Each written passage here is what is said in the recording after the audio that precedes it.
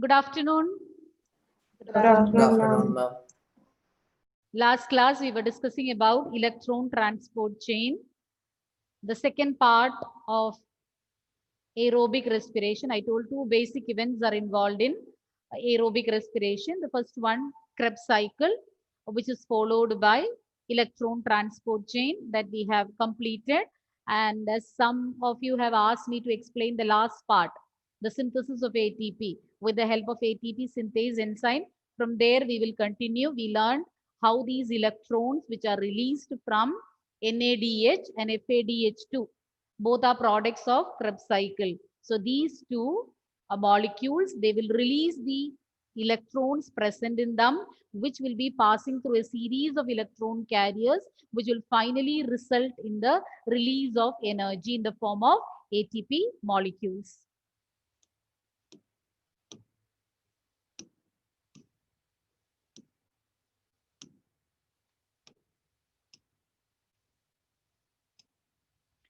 Oxidative phosphorylation, you know, I have told you already in the beginning, there is substrate level phosphorylation and oxidative phosphorylation. In substrate level phosphorylation, directly the phosphate group from the substrate will combine with ADP to form ATP molecule. But in oxidative phosphorylation, a proton gradient will be established, or else you can say these electrons will pass from through a series of carriers, resulting in the production of energy. Production of proton gradient needed for the production of ATP is provided by the energy of oxidation reduction reactions, and you call it as oxidative phosphorylation. In oxidative phosphorylation, electrons pass through a series of electron carriers and finally they'll be accepted by an oxygen molecule. Then with the help of ATP synthase, ATP molecules will be synthesized. And why you call it as oxidative phosphorylation? Phosphorylation means transfer of phosphate group, which will result in the production of energy or ATP molecules. And why we call it as oxidative phosphorylation is, you know, for the synthesis of ATP, proton gradient should be established. There should be difference in the concentration of protons across the membrane. So that is established with the help of oxidation reduction reactions. You know, these electron carriers, when they accept electrons, they get reduced. And when they donate it, they get oxidized. So with the help of these oxidation reduction reactions only, proton gradient is established. Hence you call it as oxidative phosphorylation. And the energy released as a result of these electron transport system will be utilized for synthesizing ATP molecules with the help of the last complex, complex 5, ATP synthase. In photosynthesis, you have already learned about chemiosmotic hypothesis. Here also a similar situation you can find. And here are the parts of ATP synthase molecule. What you see in that lilac color, or what color is that? Lilac or purple or whatever it is. That color indicates the inner mitochondrial membrane, and embedded in the inner mitochondrial membrane, you can see F0. F0 and F1 together make up the ATP synthase molecule. It has got two components, F0 and F1. F0 will be embedded in the membrane. It's an integral membrane protein. It acts as a channel through which protons cross the inner membrane. So you know that as a result of these electron transport chain, as a result of the electron transport chain, here there will be a high concentration of protons, and in the matrix there will be a low concentration of proteins, which will give a positive charge over here and a negative charge here. But this proton gradient will be broken down with the help of this ATP synthase. So protons will start moving towards the matrix through this F0. F0 is acting as a channel, act as a pathway for the protons or the hydrogen ions to cross the inner membrane and reach the matrix.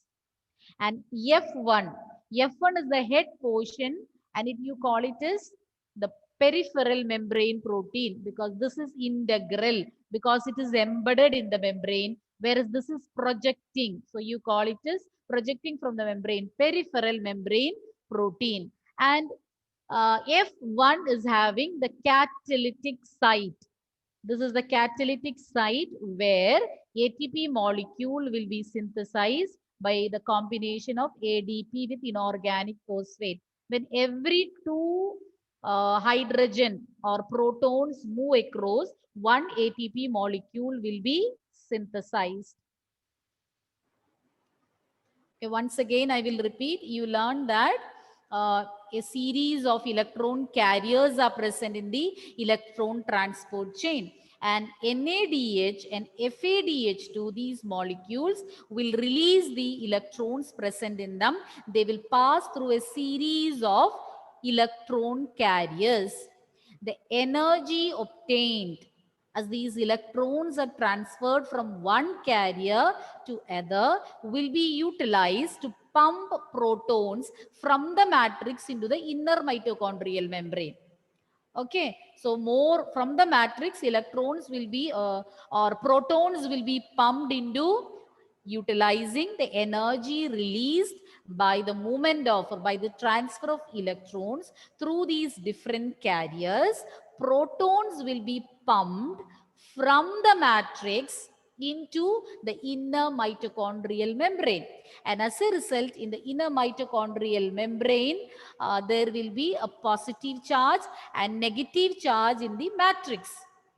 Okay, but in complex 5, and these protons, see, we said that the protons will get accumulated in the inner mitochondrial membrane when compared to the matrix.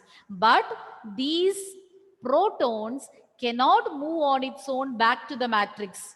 They are incapable of moving backward or to reach back. They cannot go back to the matrix from where they have entered the inner mitochondrial membrane, because this inner mitochondrial membrane is impermeable to these ions. Ions cannot move on its own. They need a proton carrier. Some special structure is needed to return them back to the matrix. And that purpose is, that function is carried out by ATP synthase. And ATP synthase, it has got two components, F0, which is integral membrane protein embedded in the membrane, and peripheral membrane protein, which is projecting into the matrix. And these F0 will act as channels through which the protons can reach back the matrix. For every two protons reaching the matrix, one ATP molecule will be synthesized. And the catalytic site for synthesizing ATP molecules is present in the F1 site. F0 is meant for acting as a channel for transferring the protons back to the matrix. They are breaking the proton gradient. Already a proton gradient is established, high in the inner mitochondrial membrane and low in the matrix. And this complex 5, it will break down the proton gradient by permitting the flow of protons into the matrix, back into the matrix. And there is a catalytic site in the F0 part, and that will catalyze the synthesis of ATP. For every two protons reaching the matrix, one ATP molecule will be synthesized. Any doubt? Children, let me know if you... Okay. Now moving on to the next slide. The passage of protons through the channel is coupled to the catalytic site of the F1 component for the production of ATP. For each ATP produced, two protons pass through F0 from the intermembrane space to the matrix down the electrochemical gradient. Okay, for each ATP produced, two protons will be passed through F0 from the intermembrane space to the matrix down the electrochemical proton gradient. I hope you don't have any doubts. So to begin with, once again, I will repeat, nutshell, I will say all the points once again. In electron transport chain, you know, the electrons released from NADH and FADH2 will pass through a series of electron carriers. Utilizing the energy released by the transfer of electrons, protons will be pumped from the matrix through this inner membrane, through the inner mitochondrial membrane into the intermembrane space. Intermembrane space means what? The space between inner and outer mitochondrial membrane. So through the inner mitochondrial membrane, this will be pumped and it will be getting collected in the intermembrane space. As a result, intermembrane space, the proton's concentration will increase, and in the matrix, the concentration will reduce. And these protons cannot return back to the matrix to break the proton gradient because the inner mitochondrial membrane is impermeable to these ions. Then what happens? They need a proton carrier. And this proton carrier, or this transport of protons back to the matrix, will be brought about by complex 5. ATP synthase. It has got two components, F0, which is an integral membrane protein, and F1, which is projecting from the membrane. It's a peripheral membrane protein. F0 act as channels or some pathways for these protons to move from inner mitochondrial or intermembrane space. Intermembrane space means the space between inner and outer mitochondrial membrane. So from there, it will be carried through the F0 channel into the matrix. So this will break the proton gradient. And for every 2 protons transported back to the matrix, 1 ATP molecule will be synthesized with the help of the catalytic site present in F1 of ATP synthase, F1 protein of ATP synthase. Excuse me, ma'am. Ma'am, Malavika is in the waiting room. Okay. Now next we are going to learn about respiratory balance sheet.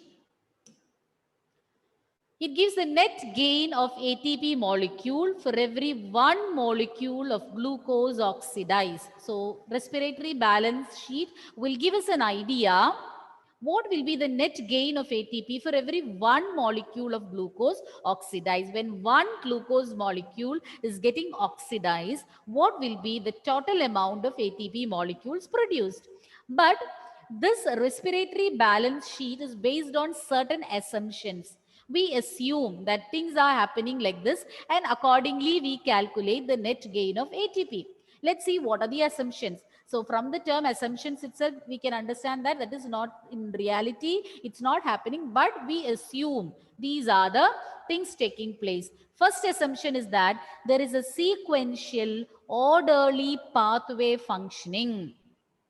All these processes are taking place in a sequence in an orderly manner with one substrate forming the other. In all these cycles, you saw that one substrate, it is undergoing some changes and getting transformed into another one. It's again undergoing changes and forms the next substrate. So all these are taking place in sequence, and glycolysis, tricarboxylic acid cycle, and ETS, everything is taking place one after the other. But in reality, it's not like that. But we assume that all these steps, glycolysis, as soon as that is over, TCA cycle, immediately after that, ETS, all these are taking place in sequence, and one substrate will be forming the other. Each substrate will undergo some changes and transform into the other one. We assume it is taking place. All these are taking place in a sequential manner.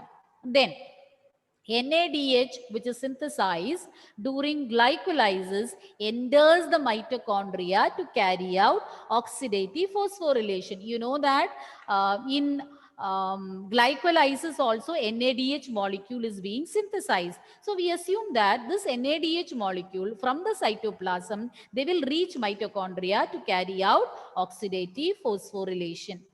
Except glucose, no other substrate enters the pathway at any stage. And we also assume that only glucose is used for the oxidation of food molecules to release energy, no other substrate. At no stage, no other substrate is entering. But in reality, other substrates also join the pathway. But we assume that only glucose is the substrate entering the pathway. Intermediates do not synthesize any other compounds in the pathway. And the next assumption is that so many intermediate, so many products are formed in between. Before we get the final product, so many intermediate products are formed. They are not forming any other compounds. In between, they are not getting involved in the synthesis of any other compounds, but only oxidation of that food particle and releasing energy is the sole aim. So they are not, we assume all that, but we will be learning that in fact actually there are exceptional cases. Intermediates are producing other compounds, other substrates are also entering, all these happens. But in order to calculate the total ATP molecules produced by the synthesis, produced by the oxidation of one glucose molecule, we assume, we have certain assumptions, and based on these assumptions we prepare the respiratory balance sheet. So these assumptions are, once again I'll repeat, we assume that glycolysis, TCA, electron transport system, all that is taking place one after the other, and in each step one substrate is forming the other, and all these are taking place in a sequential orderly manner. That is the first assumption. Second assumption is that apart from the NADH produced during Krebs cycle, it is also being produced in the glycolytic pathway. So that will be produced in the cytoplasm because glycolysis is taking place in the cytoplasm. And we assume that from the cytoplasm, this NADH will be reaching mitochondria to carry out oxidative phosphorylation, that is electron transport chain. And then the next assumption is that only glucose is the only substrate entering the pathway, no other substrate. Fat molecules, proteins, no other substrates are getting involved at any stage. Now, the fourth assumption is that intermediates, the products formed in between, they do not synthesize any other compounds in the pathway. So these are some of the assumptions based on which we have prepared the balance sheet. Now here is a comparison between fermentation and aerobic respiration. Now, as per, fermentation is anaerobic respiration. Here, partial breakdown of glucose is taking place, whereas in aerobic respiration, completely breaking down to carbon dioxide and water. And in fermentation, only 2 ATP molecules are synthesized. But in aerobic respiration, net gain of ATP is 38 molecules. So such a huge difference in the amount of energy released. Then oxidation of NADH to NAD is a slow reaction in fermentation, but it's a vigorous, fast reaction in the case of aerobic respiration. So these are some of the differences between fermentation and aerobic respiration. Partial breakdown of glucose in fermentation, complete breakdown in aerobic respiration. Net gain is just 2 ATP, whereas in aerobic respiration, there are 38 molecules of ATP being produced, and oxidation of NADH to NAD plus is slow process in fermentation and a vigorous one in aerobic respiration. Amphibolic pathway. Children, before that, we need to know how these 38 ATP molecules are being synthesized. Yes or no? We need to know. Am I right? Yes, ma'am. I want you to calculate it. You'll do? I'll give you the clues. You can try out how these ATP molecules. For ATP molecules which are produced as such we can count, because directly also ATP molecules are being synthesized. Then for every NADH molecule, how many? 3 ATP. And for every FADH2, 2 ATP molecules. But nowadays, instead of 38 AP, scientists are saying that it is between 30 and 32 because it is not 3, actually it is 2.5, and here it is not 2, but actually 1.5. Anyway, you leave that, you forget that. You be worried about this because what is given in your textbook is like this. So based on that, I want you to calculate the respiratory balance sheet. You will tell me how many ATP molecules. all together. So you can, first of all, you can write down in glycolysis how many ATP molecule. Then in Krebs cycle,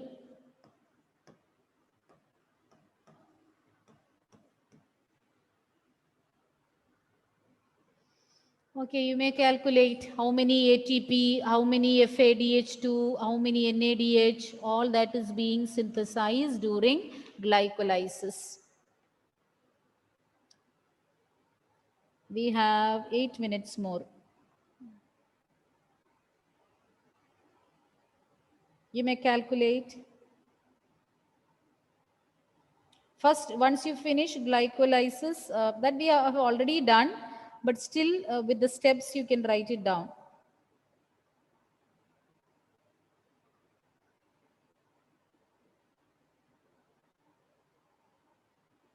How many ATP molecules are produced here in glycolytic pathway? How many are produced? Children, how many ATP? Directly. In total 8. No, that we have already found out the answer, but directly how many are being produced? 4 ATP produced and 2 utilized. Am I right? 2 are used. Yes, ma'am. Minus 2 ATP used. So we get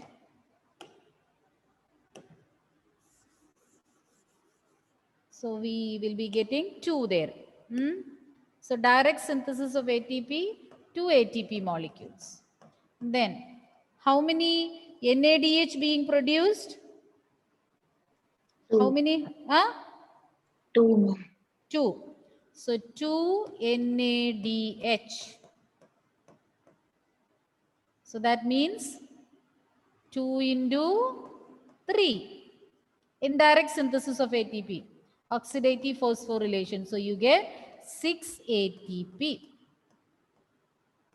Total 8 ATP molecules. Okay, keep this aside. Now we'll see Krebs cycle.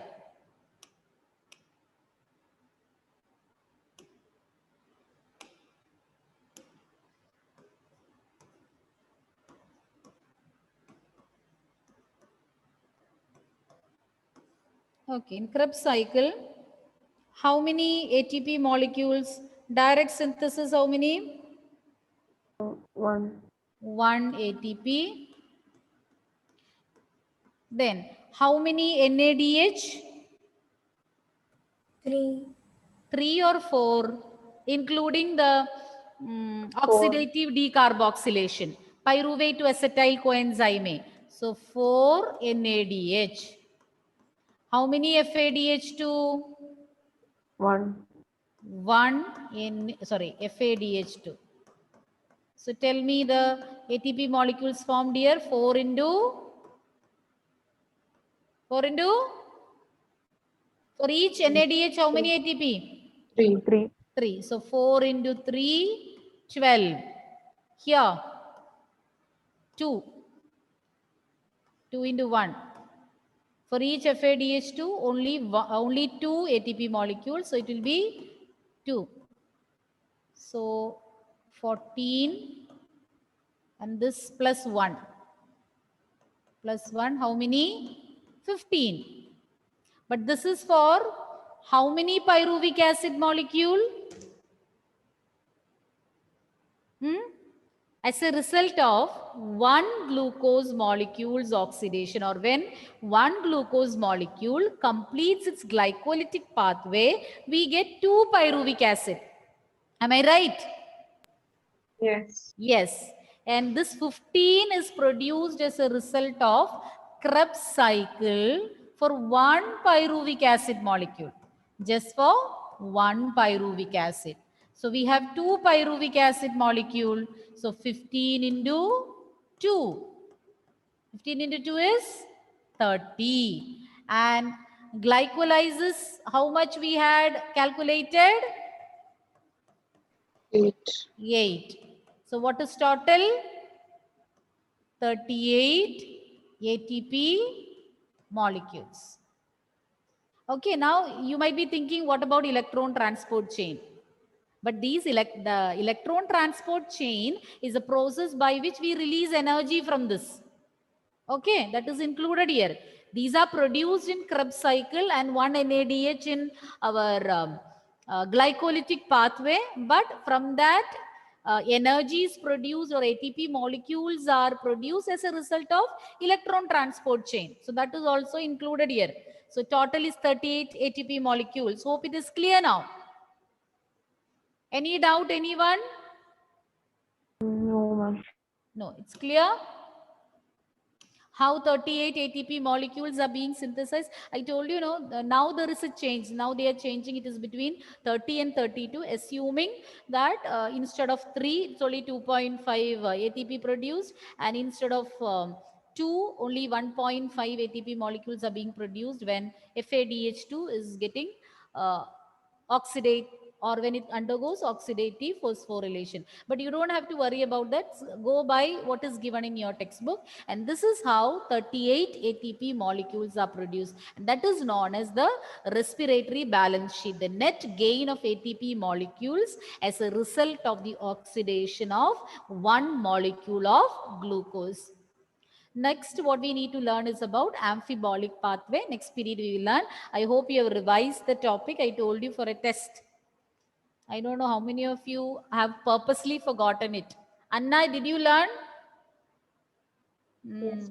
Okay. See you next period.